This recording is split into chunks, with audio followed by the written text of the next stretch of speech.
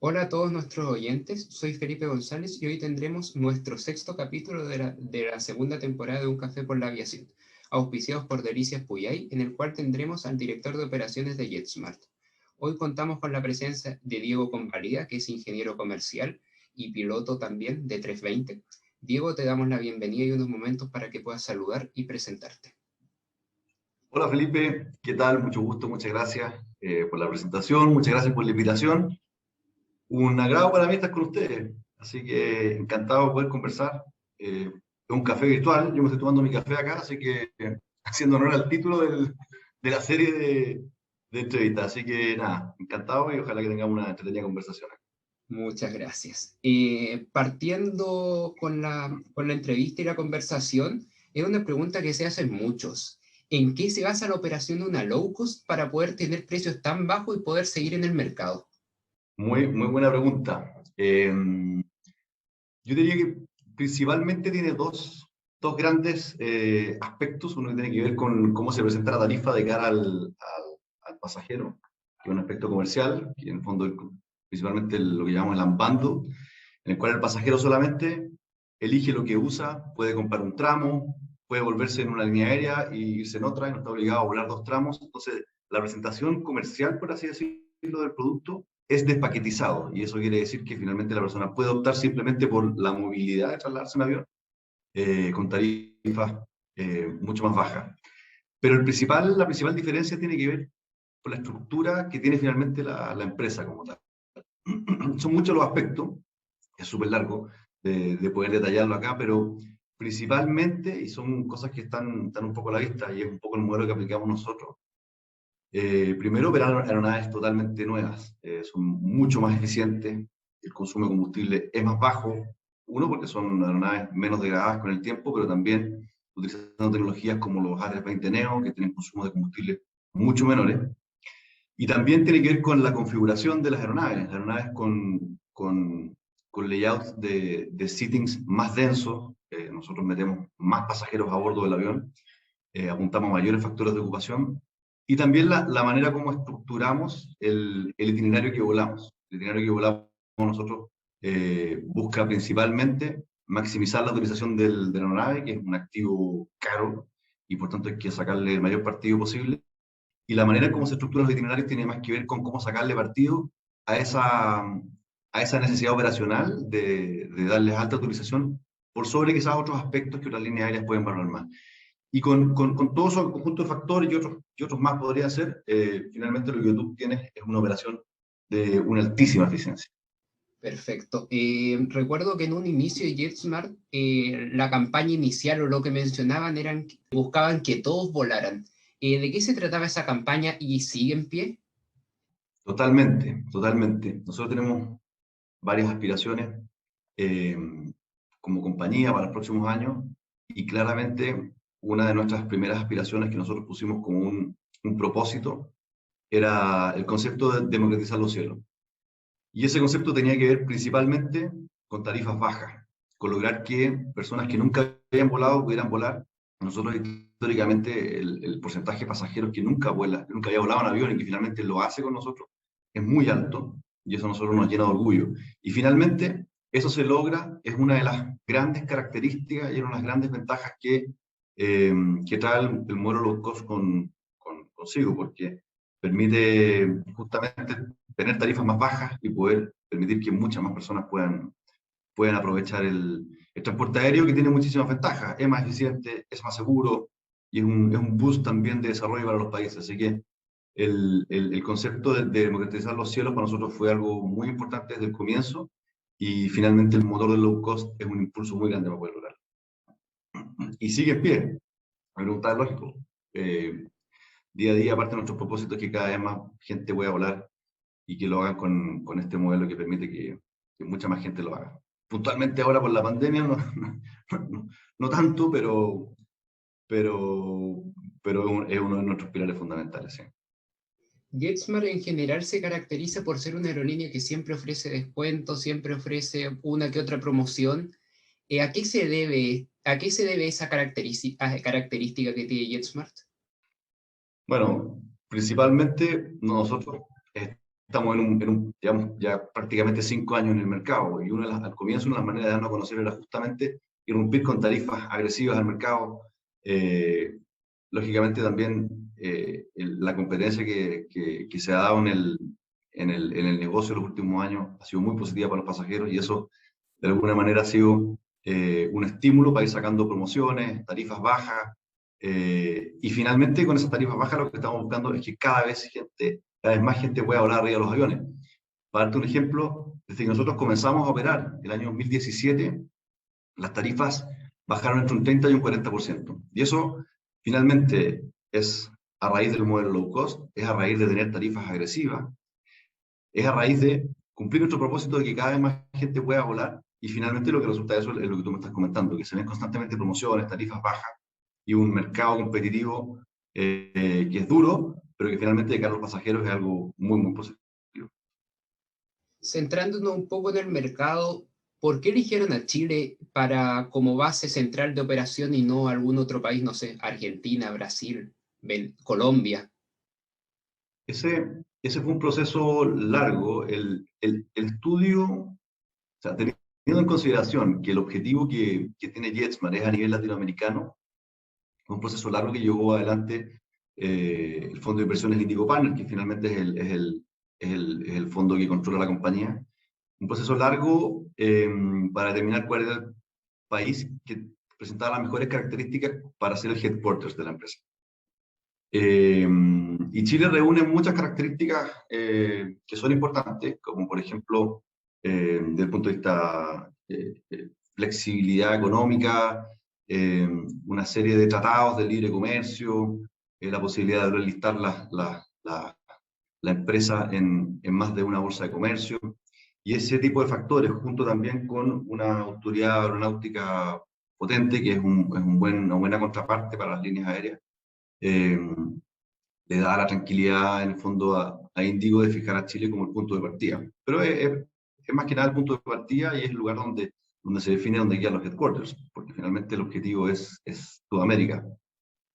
Y centrándonos en Índigo, ¿cómo es la relación que se lleva de JetSmart con Índigo en el tema de decisiones y todo ello? Es bastante particular, te diría yo, porque no solamente en esta industria, sino que en muchas industrias los fondos de inversión eh, normalmente, o es común, que inviertan su dinero,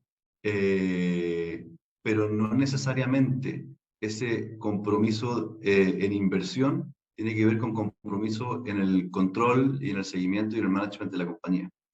Indigo Partners es un grupo de inversión, pero que su origen son gente muy conocedora del modelo de negocio, gente que estuvo por años involucrados en el negocio, en puestos ejecutivos de relevancia en la industria mundial, y, y eso, por supuesto, conlleva que el interés es constante, y la manera en que nos estructuramos finalmente con Indigo Partners es ellos están constantemente involucrados en la toma de decisiones de la compañía, y para nosotros es una ventaja tremenda, porque no solamente por el conocimiento que ellos nos pueden aportar, sino que también al estar operando hoy día en línea aérea en diferentes partes del mundo, en Europa con Wizz Air, en México, Polaris, Frontier, en Estados Unidos, últimamente también un paquete accionario se compró en una línea que se llama Cebu Pacific en Asia. Todo ese conocimiento es tremendamente enriquecedor para el management del negocio. Y fuera del tema ya de las decisiones sobre el mercado nacional, ¿cómo es la relación que tiene JetSmart con las otras aerolíneas chilenas, principalmente con las dos más grandes, LATAM y Sky? Es una buena relación, o sea, no hay que negar que desde el punto de vista competitivo, comercial, es una relación dura. Ya llevamos prácticamente 5 años y ha sido un escenario altamente competitivo el que hemos enfrentado en Chile. Pero, pero la relación te diría yo que es buena. Desde el punto de vista personal, conozco muy bien a los ejecutivos de las áreas de operaciones de la TAM, como Sky, y la relación diría que es muy cordial, en ciertos aspectos también, hasta cierto nivel de ayuda nos podemos dar. Es importante también en aspectos como safety, existe cooperación constantemente. no es, si bien se puede dar una competencia muy dura en el aspecto comercial, en el aspecto operacional muchas veces el apoyo enriquece a la industria. Y nosotros como industria velamos y empujamos día a día porque sea una industria segura y en esas materias se comparte constantemente experiencia, situaciones, benchmarks. Así que yo te diría que el Raya para la Suma es una relación muy buena. Y por lo demás, porque yo diría que las tres compañías son excelentes players de la industria. Cada una por sí sola puede ser un referente a nivel latinoamericano, a mundial, ¿por qué no? Y eso, lógicamente, es uno de los valores que tenemos aquí en la industria nacional. Aquí hay mucho conocimiento de industria. Y así que sí, diría que la relación es bastante buena. De amistad incluso podría decir que en algunos casos. Cuando ingresó JetSmart había un LATAM que estaba dominando el mercado, si se puede decir, y había un Sky que estaba en un constante crecimiento. ¿Cuál fue el mayor desafío que tuvo JetSmart al entrar a ese mercado? Y, perdón, y sumándole también una aerolínea que había salido recientemente, como el caso de LO. El, o sea, a ver, no solamente el escenario competitivo, que es lo que tiene que ver con las líneas aéreas que en ese momento ya estaban acá, eh, es muy desafiante, es complejo, sino que ya el hecho por sí solo de establecer una nueva línea aérea es un desafío muy grande. Este negocio es complejo por diversas razones, es un negocio muy entretenido, pero muy complejo, y ya la sola decisión de comenzar obviamente plantea una serie de complejidades. Pero desde el momento en que se toma la decisión de hacer un proyecto a largo plazo en Latinoamérica, entendiendo el año 2016, que podría decir que fue el año cuando se concluyó la decisión de ingresar a Chile, la verdad es que operador low cost como tal en Latinoamérica no había. Y por tanto la decisión estaba clara. Nosotros íbamos a venir, eh, íbamos a establecernos, íbamos a operar una serie de países, tenemos un plan de flota a largo plazo con el cual nos proyectamos en Latinoamérica por muchos años. Entonces, finalmente, el escenario competitivo que teníamos acá en Chile había que enfrentarlo. Era una realidad. Eh, y claramente no ha sido fácil. No ha sido fácil. Eh, hoy existían otros competidores, estaba Low, como tú nombraste efectivamente, un tanto más pequeño y enfocado en otros mercados, diría yo, el mercado más bien de charters. Realmente tuvieron una incursión en el negocio itinerado a nivel doméstico en Chile, que finalmente no prosperó. Y eso es una muestra de la alta competitividad del escenario que nos venimos desenvolviendo del año 2017. Yo creo que esta es una pregunta que pueden tener muchas personas de la aviación que no saben a mayor detalle. Para abrir una ruta nueva, sea internacional o sea nacional, ¿qué proceso se debe seguir? Interesante. A ver, hay varios procesos. A veces se presentan oportunidades puntuales que son bastante evidentes, eh, como por ejemplo que un competidor salga de una ruta. Obviamente es relativamente fácil tomar la decisión, pero muchas veces no es así de fácil, y con el modelo de negocio que nosotros hemos planteado es aún más complejo, porque nosotros impulsamos en Chile nuestra llegada, así como cambios de tarifa muy brutales, una operación ultra low cost como tal, como debe ser. También nosotros propusimos grandes cambios, como por ejemplo las rutas interregionales. Nosotros hoy en día operamos en Chile 37 rutas, 37 pares de punto, y unimos en Chile 22 de ellas, como las rutas SMART que le llamamos nosotros, que unen ciudades sin pasar por Santiago. Ese tipo de rutas, por ejemplo, tomar la decisión de operarlas tiene complejidades, porque determinar aspectos comerciales, demanda para esos vuelos, obviamente requiere análisis que son complejos y que los lleva adelante el área comercial de JetSmart. Y finalmente todos esos análisis tienen que conjugarse con estudios operacionales, ver la factibilidad de la ruta. El A320, por ejemplo, tiene limitaciones en su operación, es un avión con tremendas características de performance, probablemente una de las mejores aeronaves que hay hoy en día en el mundo para operación de un pasillo, pero tiene limitaciones de tipos de pistas las cuales puede operar, tiene limitaciones respecto a altitud de pistas las cuales puede operar, tiene limitaciones también de distancia, a la medida que la distancia de las rutas son muy largas. también empieza a afectar la carga de pago disponible para ese vuelo, que tengo que llevar más combustible, etcétera. Entonces, todos estos son factores que finalmente se conjugan. El potencial comercial que uno le puede dar a la ruta y también después el análisis operacional que me indica bajo qué condiciones finalmente yo puedo operar, incluso a nivel de horario en algunos casos. Eh, y ese es un trabajo que yo te diría que es muy core de las líneas aéreas. Eh, y más en el caso de nosotros, porque obviamente estamos constantemente desafiando con rutas que la competencia no vuela, entonces estamos constantemente innovando por ese lado. Y un proceso también tremendamente entretenido y apasionante. Y siguiendo desde ese lado, como director de operaciones, ¿cómo se ha vivido y planeado el crecimiento de rutas y qué planes hay a futuro que nos puedas contar? Bueno, hoy en día con la pandemia, las decisiones han ido cambiando un poco, pero yendo como un escenario normal, que es donde esperamos estar, ojalá ya el próximo semestre, tiene que ver principalmente con factores comerciales, como te decía. Ese es el gatillante, finalmente. Ese es el gatillante y también tiene que ver con nuestro interés de la utilización. Yo al comienzo, cuando empezamos a conversar, te comentaba que uno de nuestras lógicas también detrás del negocio low cost consistía en darle una utilización alta a los aviones. Y eso también tiene que ver con a qué rutas volamos. Entonces, finalmente es todo un, un mix de cosas que desencadena en la toma de decisiones de la ruta.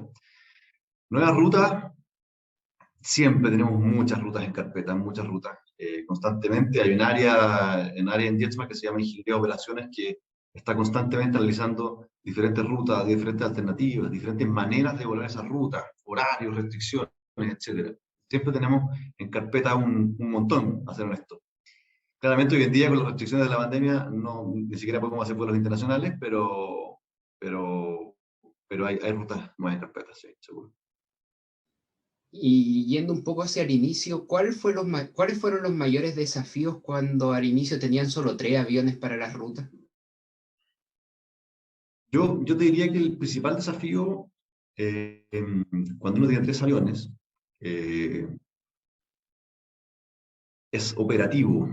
Hay un desafío operativo muy grande, porque, a modo de ejemplo, si tú tienes un avión, por ejemplo, que tienes una OG, por decirte algo, tienes prácticamente el 30% de tu flota la tienes grounded. Entonces, el impacto operacional que tú tienes con una aerolínea chica es difícil, es difícil. Tienes pocas rutas, tienes pocas alternativas de vuelo, de soluciones de viaje en caso de que haya un problema. Entonces, es una operación muy sensible que tiene que estar muy bien manejada. Eso fue uno de los principales desafíos que nosotros tuvimos al comienzo cuando teníamos solamente 3 aeronaves, un periodo que tenía que haber durado algo así como unos 4 meses, recuerdo.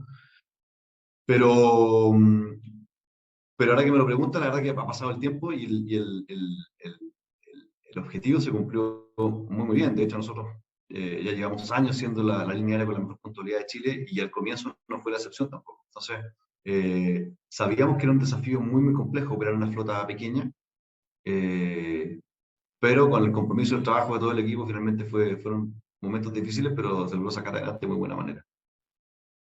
Y siguiendo con el tema de la flota, ¿cómo se ha vivido la llegada de nuevos aviones y tienen prevista la llegada de más aviones? Sí, yo diría que el efecto pandemia, una de las cosas que ha generado es que el plan de flota nuestro, que tenemos 101 aviones en total en proceso de llegar, aviones A320, se ha corrido un poco con el tiempo, algunos semestres, en algunos años hacia adelante no hay variaciones, pero sí vemos un poco un movimiento hacia adelante de eso. Este año, en enero, recibimos una aeronave, una A320 también, una A320 Neo, y van a seguir llegando aviones, van a seguir llegando aviones este y el próximo año también. Sí. Así que el plan de flota se ve algo alterado producto de la pandemia, como es lógico es de esperar, pero, eh, pero esperamos retomarlo muy pronto. El próximo año debería estar prácticamente normalizado. Y podremos ver aviones distintos al 320, al 320 Neo ya fuera de la familia 320. No lo tenemos en carpeta, para ser honesto. Una de las las características del ultra low cost, del modelo que nosotros hacemos, es que es muy ventajoso tener una operación monoflota, tener un solo tipo de nave, porque hay una economía de escala tremenda que se dan en diferentes aspectos, que no está en carpeta, no podría descartártelo, porque la verdad que uno nunca sabe hacia dónde giran los negocios, pero hoy en día no está en carpeta. Nosotros comenzamos recibiendo al comienzo de nuestra operación aviones A320 CEO, con motores Victor 2500. Ya desde el año 2019 solamente recibimos A320 Neo, eh, con configuración de motores Pratt & Whitney. Prontamente comenzamos a recibir aeronaves A321, que va a ser un cambio operacional igual es relevante para las líneas aéreas. Y yo diría que el mayor desafío desde el punto de vista operativo y de network tiene que ver con la llegada más adelante también de los A320 XLR. Tenemos una orden de compra también por esas aeronaves. Y ese yo te diría que es como va a ser la principal sorpresa. Son aviones que hoy en día no están certificados, no están volando. Existen los long range, pero no el XLR. Y eso sí va a ser entretenido. Finalmente es un avión de operación long haul, de un pasillo, que es un game changer, básicamente, porque las reglas del juego se van a un poco reescribir con eso, así que es un plan súper interesante. Hay que ver cómo se desarrolla el futuro. Pero yo te diría que a nivel de sorpresas, esa puede ser la mayor sorpresa que nosotros tenemos de manera concreta en carpeta. ¿Y en cuántos años se podrían ver esos aviones ya en la aerolínea? Esos aviones están planificados que lleguen en el año 2025-2026 en adelante. Ya, perfecto. ¿Y cómo ves a JetSmart en 5 y 10 años más? Lo veo. Nosotros no nos hemos detenido desde que llegamos a Chile. Nuestro plan continúa. Chile es una operación sólida, fuerte. Argentina también. Operamos también más de una veintena de rutas. Estamos hoy día trabajando en el AOC para operar en doméstico en Perú. Hace algo así como un mes, 3 semanas, tuvimos oficialmente el lanzamiento del proceso de certificación con la autoridad peruana. Y continúa. Tenemos en carpeta, obviamente, otros AOC en la región. El plan de flota continúa, por tanto, y el equipo JetSmart trabaja sin descanso para lograr los objetivos que nos hemos fijado, y eso es transportar 100 millones de pasajeros y tener 100 aeronaves volando en el continente americano, siendo la ULCC preferida en la región. ¿Y te gustaría ver a JetSmart mantenerse solo como una aerolínea en el continente americano o te gustaría tal vez verla en un futuro como una aerolínea intercontinental? Eh, si me gustaría, no sabría decirte, porque me gusta mucho el modelo low cost y operaciones transoceánicas finalmente se hacen con aeronaves que un poco se alejan de ese espíritu. Como te digo, la vida nada se puede descartar, pero no está en carpeta. Lo más atrevido que podemos lograr en ese sentido es lo que te decía que tiene que ver con los XLR. Esos son aviones que desde Chile pueden fácilmente, y su performance les permite operar con full payload hasta Caribe y sur de Estados Unidos, y desde Perú pueden llegar a centro de Estados Unidos, da mucha libertad. La operación transoceánica hoy día está un tanto restringida, operación de aviones, sobre todo desde el cono sur principalmente, pero aviones long haul. Así que te diría, no me lo imagino, para serte honesto, pero tampoco lo podría descartar. Y no están los planes, por supuesto. Y al ser JetSmart una aerolínea de bajo costo y considerando los costos que implican una contingencia, llámese por ejemplo, en este caso pandemia, o bien un aeropuerto cerrado, o bien un avión AOG, entre otros, ¿cómo se debe enfrentar esos problemas? Yo diría que o sea, la lógica del low cost permea todo nivel de la organización, en el sentido de que el fin último de tener las tarifas lo más bajas posible para estimular lo máximo que se pueda al mercado y muchas más personas puedan volar es fundamental. Y para eso, cada decisión que se tome que implique costo tiene que ser total y absolutamente justificada y tiene que tener sentido. Al final es como la administración de cualquier negocio, o incluso de cualquier economía familiar. O sea, los gastos innecesarios que finalmente tengo que traspasárselos al cliente vía precio, hay que evitarlos a toda costa. Sin embargo, cuando nosotros hablamos, por ejemplo, tú me mencionaste los AOG, AOG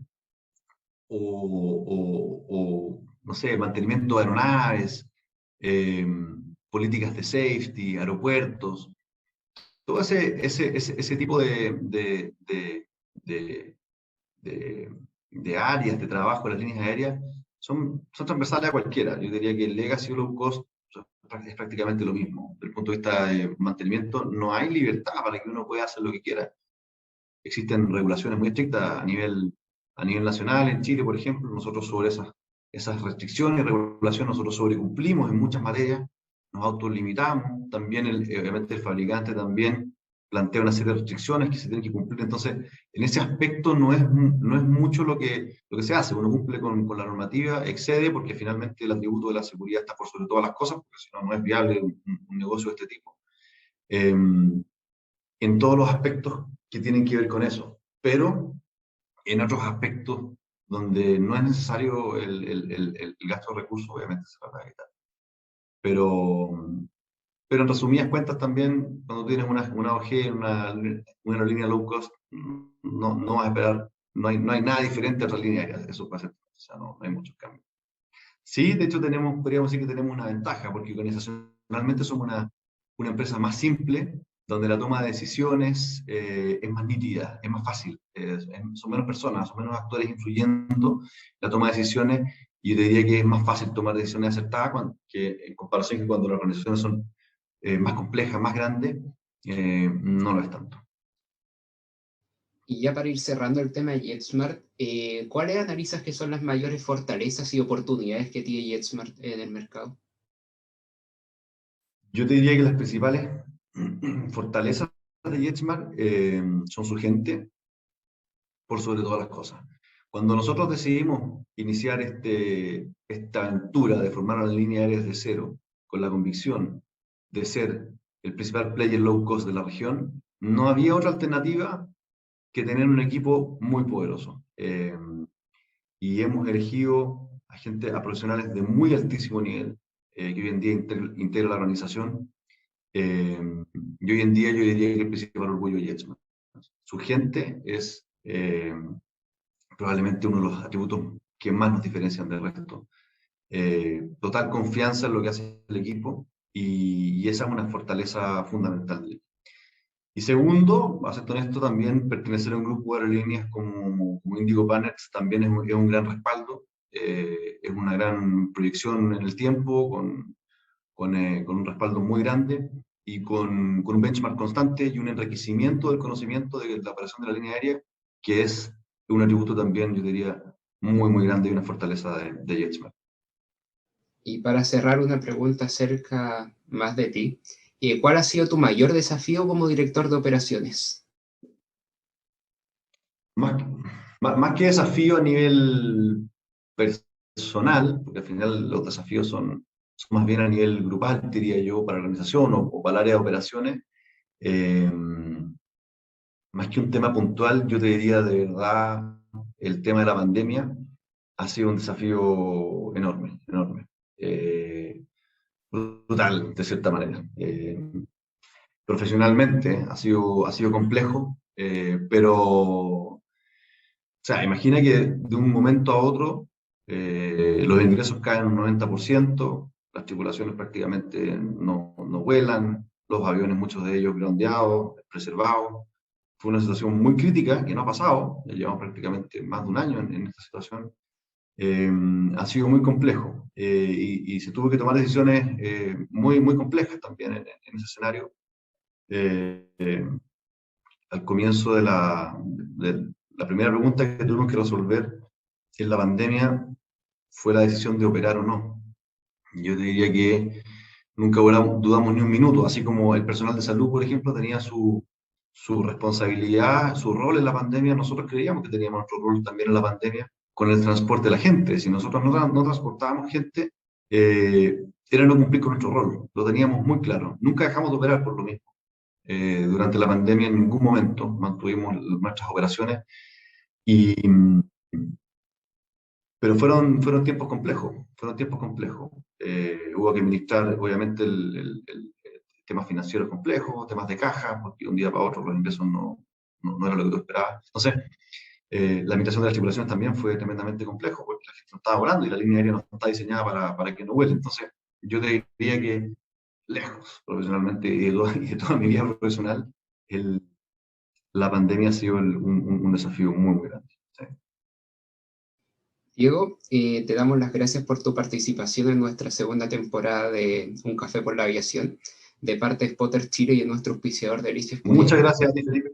Te haremos llegar un presente agradecimiento por tu disposición a conversar con nosotros y te dejamos unos momentos para que te puedas despedir. Muchas gracias, Felipe, por la invitación. Encantado de conversar contigo, de compartir la experiencia. Y nada, les mando un saludo a todos los oyentes, a todos los quienes conforman la agrupación de Spotter Chile. Los felicito por su labor. Yo también soy un fan de la aviación, así que también soy consumidor de las maravillas artísticas que ustedes creen. Así que nada, les mando un abrazo a todos y nada. Muchas gracias a todos por escucharnos en esta oportunidad. Les recordamos seguirnos en Instagram, Twitter, LinkedIn, Facebook y YouTube y nos vemos en una próxima oportunidad.